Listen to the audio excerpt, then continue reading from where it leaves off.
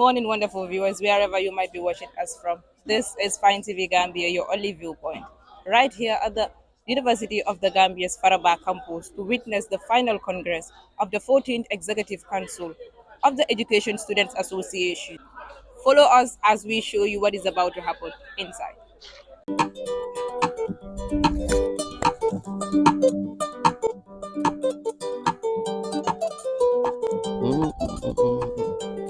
Well, viewers, we are at the entrance of the main hall where the program will take place. Stay connected as we show you how the program unfolds. I am Maria Basidi, your reporter. Good morning, High Excellency the Vice President of the 14th Executive Council, the Secretary General, Honorable Ministers seated, clerk and members of the Legislative Council, Chairman of the Electoral Commission of EDUSA, delegates present here, the media Fine TV. I welcome you all to yet another very important event as enshrined in our Constitution, the final Congress for the 14th Executive Council. As the President, and by the dictates of that same Constitution, who is been mandated to chair the Congress, I hereby welcome you all, and it's a privilege that we have been this stage today after 11 to 12 months in office. Basically, you understand this is a formal gathering, and it's one of the most important gatherings as a students' council, where decisions are finalized, where actions are scrutinized, and where the goodwill is being mentioned or being forthcoming for everybody. Today we are here for you, fully ready to give you the feedback of the responsibility that you have entrusted us, and then also hear from you to understand the loopholes or the shortcomings along our way, and also pave another way for whosoever is to come tomorrow to use those points at the yardstick. Basically, Congress has an agenda, and then we will give you a run through of those agendas. Equally, every Congress have a standing order, which is also going to be read to you, so as we formalize this and have it successful. We all understand that we are students of the School of Education, delegates present here. When it comes to experience and maturity, we are above any other school within the University of the Gambia. So we have to understand that schools look up to us based on our actions and also based on our reactions to situations. In Congress, you can critique. In Congress, you can raise questions. In Congress, you will want your questions to be answered and your doubts to be cleared. But everything has to be in a very professional manner and in a very constructive way. So I believe that is what we are expected to do, and then we are going to go by that. So far, so good. The agendas are as follows. That is the arrival of the Congress delegates. Before going further, let me remind you that by the Constitution, the quorum is supposed to be formed for a Congress to proceed, and the number is 25. That is being confirmed. We are more than 25 here. And then you can sign your names on the list that is going around, so as to affirm that you are present, and then to have a defense point that so will come out tomorrow. Arrival of the Congress delegates, that is already done. You are well seated, very beautiful. Opening remarks by the President, and then you have the reading of the activity report by the Secretary General, report of the financial report by the Finance Minister. Then you have the question and answer session.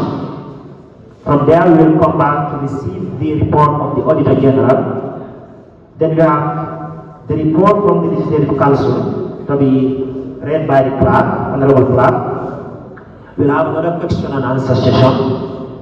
Then we'll go to the dissolution of the Electoral Commission, nomination of the new Electoral Commission, and then the closing remark by the President. Those are the agendas for the day. From there on, I will take you through the standing orders. And we are all expected. The executive is mandated to come with the solutions, and it is binding on each and every EDUSA. So be the case, we are expected to make sure we abide by those standing orders so as we can have a very fruitful event, a very memorable one for all. Now the standing orders are as follows. I will read it.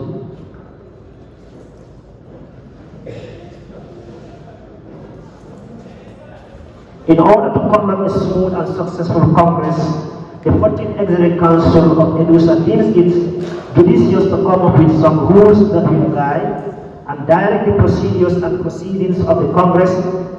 To that effect, the below stated rules are formulated so as to regulate and normalize the actions of both the executive and the council and the Congress delegates.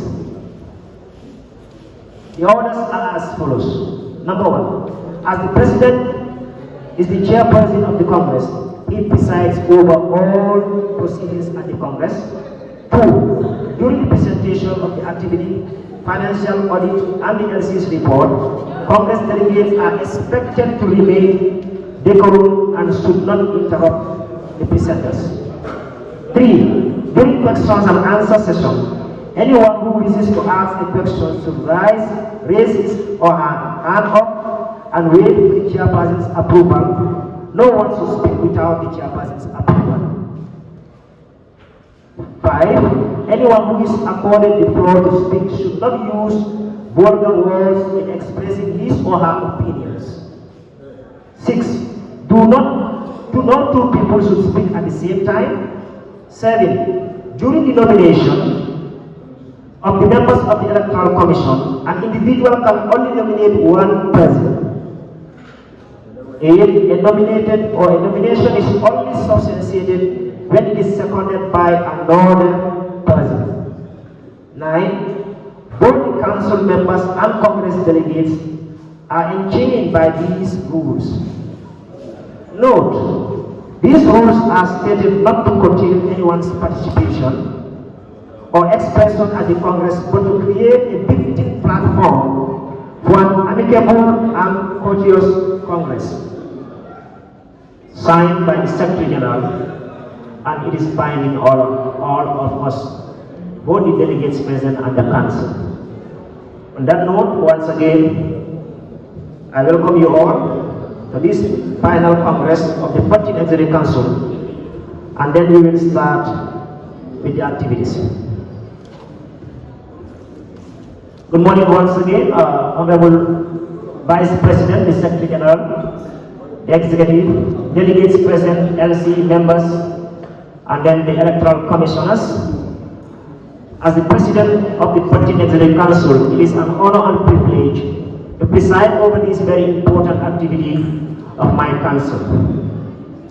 Today we are very much proud that when we sought for your votes 11 months ago and gave you promises that we are going to serve your welfare and we are going to be good representatives in office, we are very much pleased to tell you we have gone over 85% in fulfillment of those pledges and those promises we have made.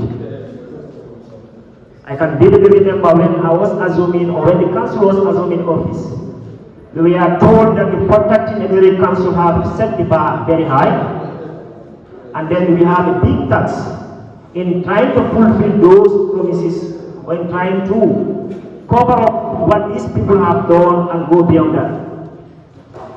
Today, this council have did more activities than any other council since the existence or since the starting of this council or the Education Student Association. we are going to present to you a report of over 20 pages, all activities that are fully implemented and all in the best interest of the EDUSAs. I am reporting to you that finance have always been the constraint of this council, or each and every council that has passed. We struggled a lot. Donors have responded, but not very positive. But the council was able to raise over $500,000 within the 11 months. That is something that would have been seen as a difficulty, but then thank God, through the commitment of each and every minister, and then you, the EDUSAs in general, that we are able to go to that level. And again, I'm putting to you that the council was able to tackle certain challenges that nobody had ever thought that it could stand to tackle. Some based on confidentiality, we will not put them out here, but one I will make very clear to you that this is the council that was able to remove a doctorate holder from handling a course for the undergraduate level, that is Dr. Brown. It was a challenge. We pushed, we were leveled, we were called names by lecturers, by other people, but the task we took was that we must serve welfare conditions, and that was fulfilled. Brown happened to leave the undergraduate programs, and he is no more a burden for us. Nothing is impossible when you are committed. This council was committed. That is why today in this Faraba campus, all schools look up to us. Even the SU as an executive council counts a lot from the EDUSA or the executive council of EDUSA. The simple fact is that we were ready to take the task, and we faced the challenges with both hands, and then we will never relent when it comes to student service. So on that note, I am saying that we are honored, and we are definitely proud that you gave us the chance, and today we are here to lead you what we have done for you in the best interest of you people, and then we believe the slogan will continue, EDUSA must not die. Thank you so much.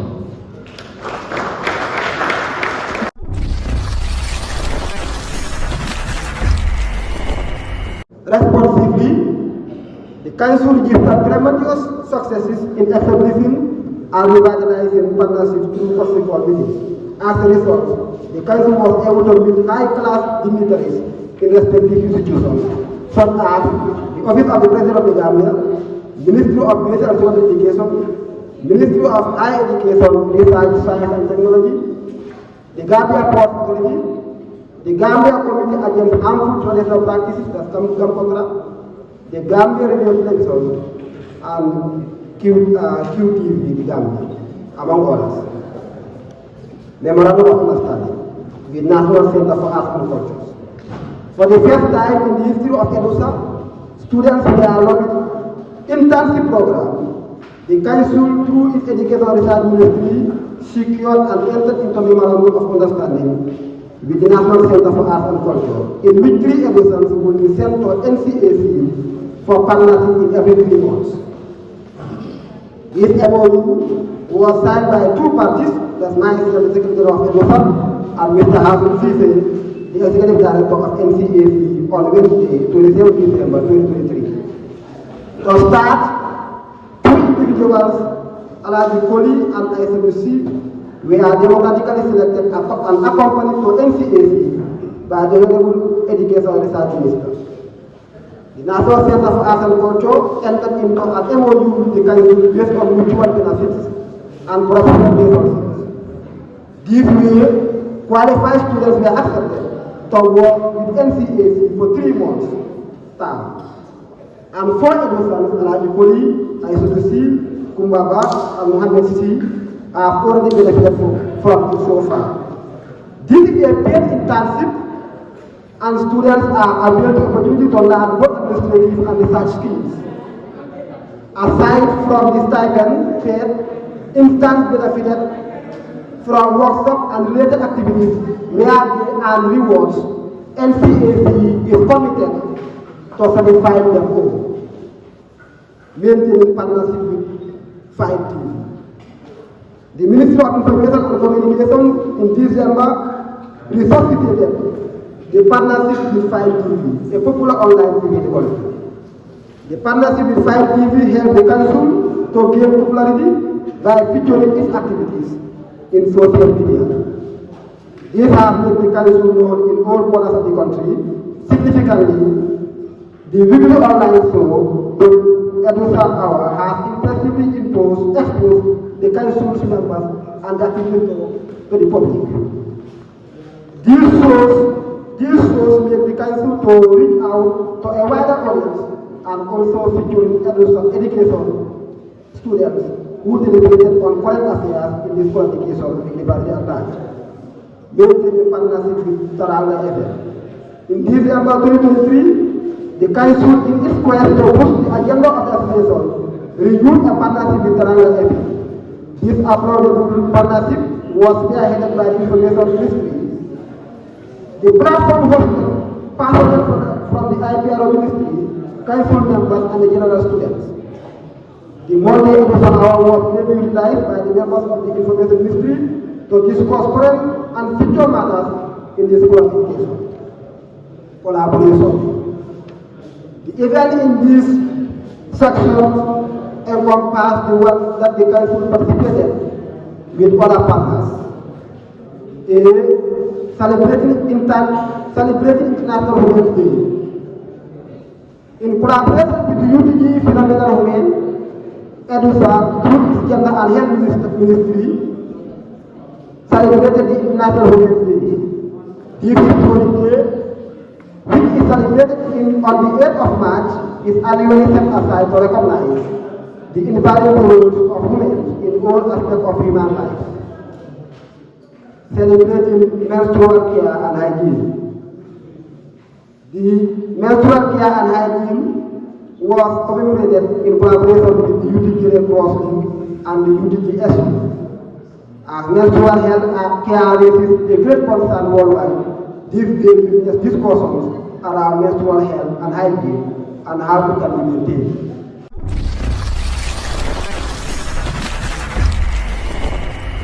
During my tenure, EDUSA recorded a total income of $625,151, representing an 11.6% decrease from the previous year. Major income contributors include MOPSI, Student Union Dues, REPRIP, GINCO, and other income sources. On the expenditure side, the total spend was $471,865, representing an increase of 59.5%. Despite these expenditures, we managed to maintain a surplus of $153,286. The current cash in hand and the cash at bank as of this date is $493,495. Additionally, the current value of all assets owned by the council amounts to $45,615. In-kind donation. During the EDUSA week, we received a significant in-kind donation from the Ministry of Basic and Secondary Education, that is MOPSI. These donations include food and water, which amount to about $120,000.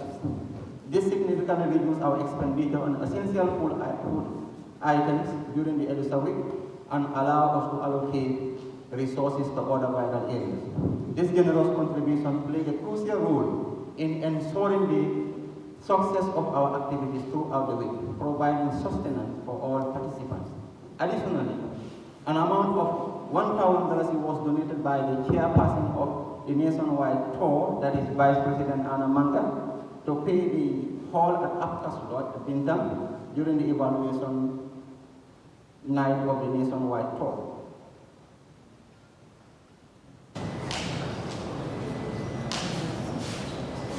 This was necessary to make sure all members are well seated and comfortable while the evaluation progresses. Another donation was made by Honorable Vice President Anna Manga, amounting to $3,000 to buy some items for the decoration during the EDUSA Week Cultural Day. This has made the event and surrounding colorful and has attracted more people to grace the occasion, resulting to its success. Income and expenditure statement. This table gives a summary of all income and expenditures that were incurred by the Council from the period 25th November 2023 to 23rd October 2024. Income received. Donations received from various partners amounts to 308,276. Other incomes. Later I will break down the details of what I mean by all these other income sources. Amounts to 95,455.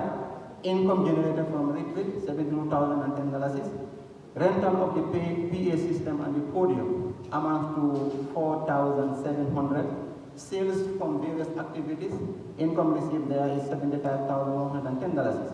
Union dues collected so far, $70,000. Total income gained by the Council from the period 25th November 2023 to 23rd December 2023 amounts to $625,151.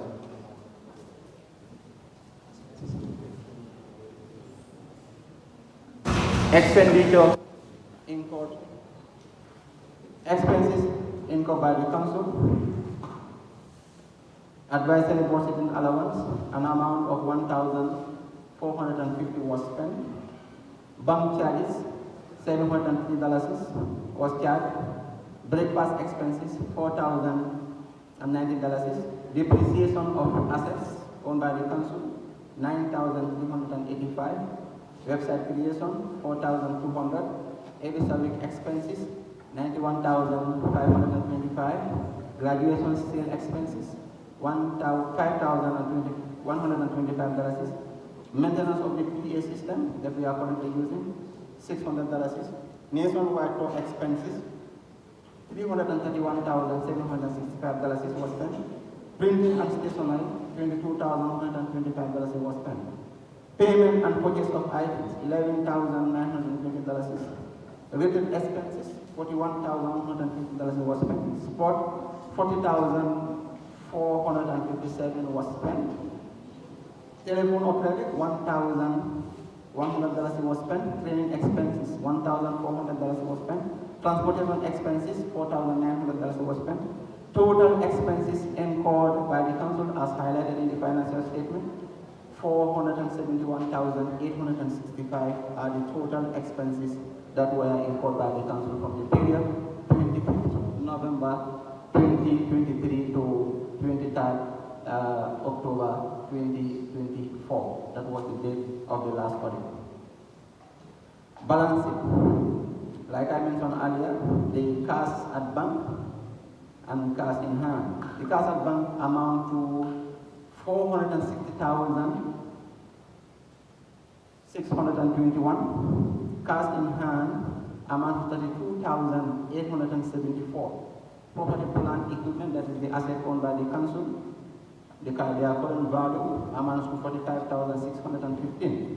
So the total asset, that is the cash in hand, cash at bank, and also the value of all assets owned by the Council amounts to $539,110. Equity.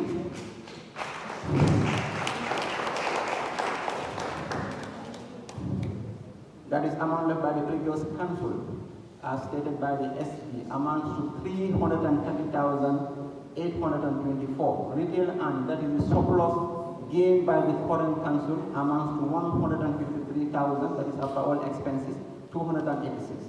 So total equity, that is the value of all assets, the cash in bank and cash at hand amount to $539,110.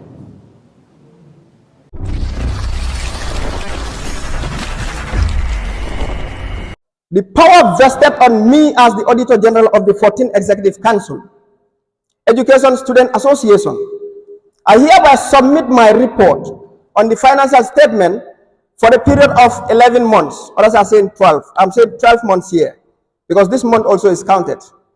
In office from 28th November 2023 to the 31st October 2024. With the help of the International Auditing Standards, I have audited the finance statement of the association, which comprises the income and expenditure statements, cash flow, and notes to the account as well, are well checked and audited for proper accountability and transparency purposes. Executive's responsibility.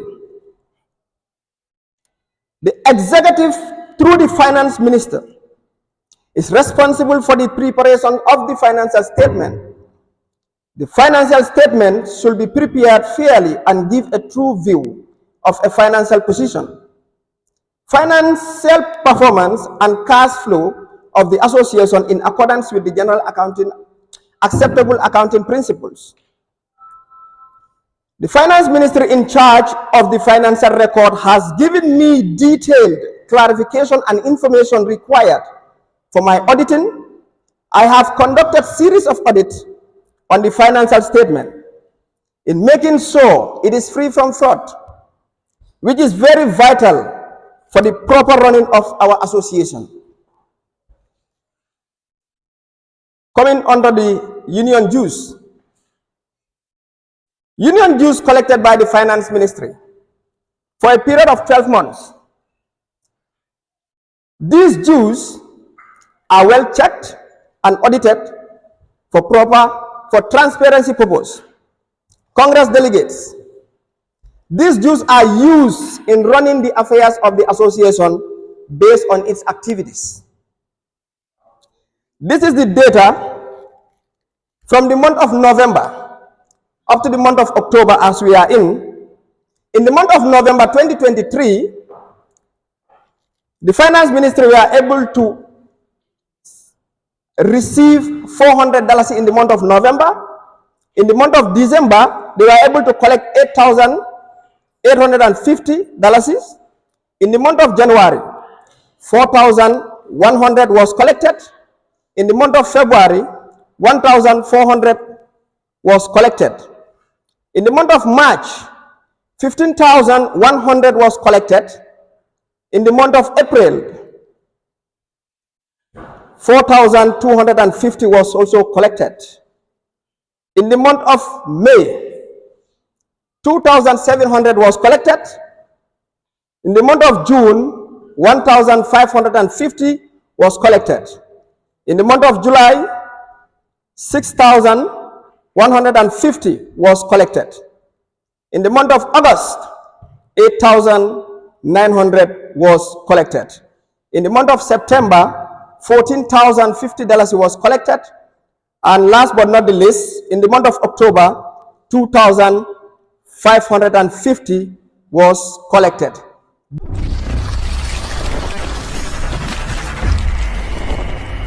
As LC members, we hear people saying this Congress, the extraordinary Congress, and the General Congress are the same. But we want to make this clarification here that these are two distinct Congresses. Do you understand? The Extraordinary Congress, the criteria for it is different from that of the General Congress. The functions of the Extraordinary Congress is clearly different from that of the General Congress. So all these differences can be found in Section 24, Section 25, and Section 26 of the Constitution of EDUSA. So from there shall be an extraordinary Congress in which, according to Section 25, so Section 2, Paragraph A, the advisory board members shall be nominated. That one is obvious, and I think that is known to all EDUSANs, that the advisory board shall be nominated at the extraordinary Congress. Okay, from there, moving to Section 50, subsection 1, what I want to clarify here is that this Constitution at some point refers to the Extraordinary Congress by its name, and at another point, it refers to it as just Congress. So this is why the confusion ensued.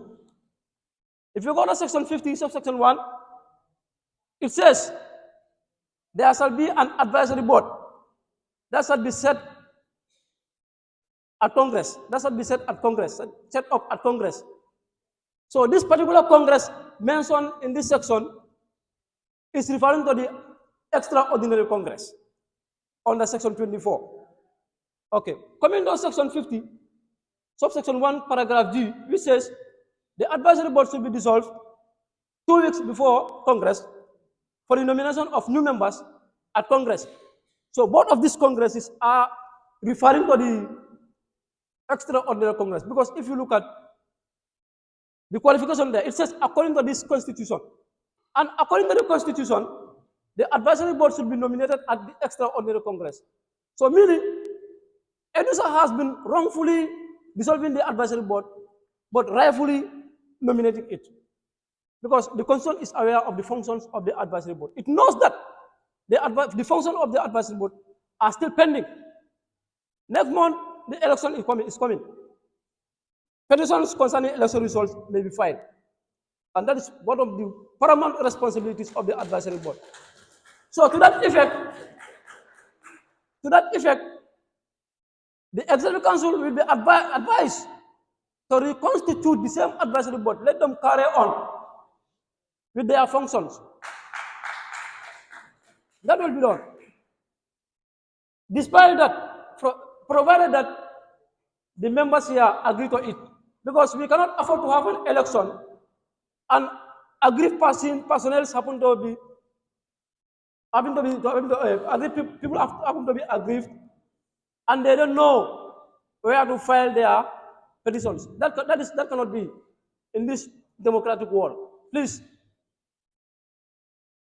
the general body is seated, the executive council is seated, the LC is seated, the electoral commission is seated. The decision should come from the general body. The general students should decide now, not later, because we cannot afford to have an election, and election petitions are filed, are written, but do not have any place to be filed. That cannot be done. That is against democracy. It's against all democratic principles. It's against all democratic principles. And the pledge that we take when coming to office, the second sentence says that we, your servants, should try to defend and protect the interests and democratic rights and liberties of all students on the School of Education. So as a result of that, the advisory board should be reconstituted. The decision should be taken now, not later, by the delegates.